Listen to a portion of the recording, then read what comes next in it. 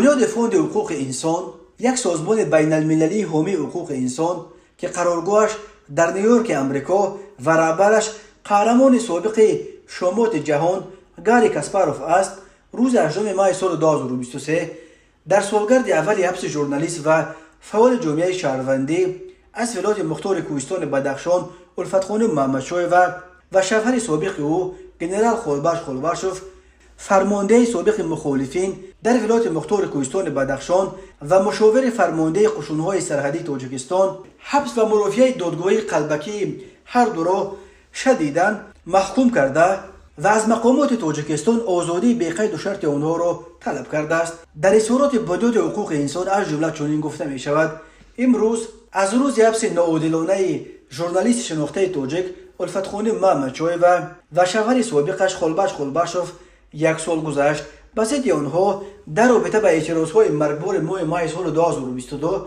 در ولایت مختار کوهستان بدخشان عیبنامه اعلان شد و بعد چند آنها را وادار به دادن بیانات بردروغ کردند که توسط تلویزیون نشر شد. ماه دکمبر سال 2022 دادگاه عالی تاجیکستان پرونده محمدشاه را پشت درهای بسته بررسی کرد. بسیاری ها این پرونده و این دادگاه را دارای انگیزه های سیاسی شمرده محکوم میکنند.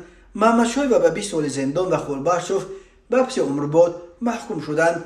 محمدشاه حامی حقوق و نماینده اقلیت پامیر می باشد. او به حیث ژورنالیست مستقل با رسانه‌های معروف همکاری داشت و توسط سازمان‌های غیر دولتیش ناموس و انصاف از حقوق کودکان و زنان حمایت میکرد. بنیاد حقوق انسان حبس و مرافعه دادگاهی قلبکی محمدشاه و خولباشوف را شدیداً محکوم میکند و آزادی بلافاصله و بیچون و چرای هر دو را طلب دارد. الفت خانم محمدشاه و 18 ماه سال 2022 در منزلش در شهر دوشنبه و اتفاقاً در روز دستگیر کرده شد که مقامات با استفاده از نیروهای ویژه و سلاح اعتراضها در شهرک ومر مرکز نویه روشن را سرکوب کردند.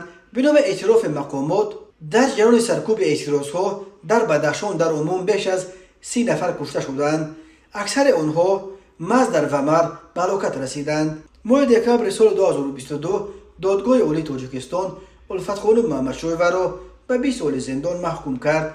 شوهر سابق او گنرال خولباش خولباشوف به حبس ابد محکوم شد.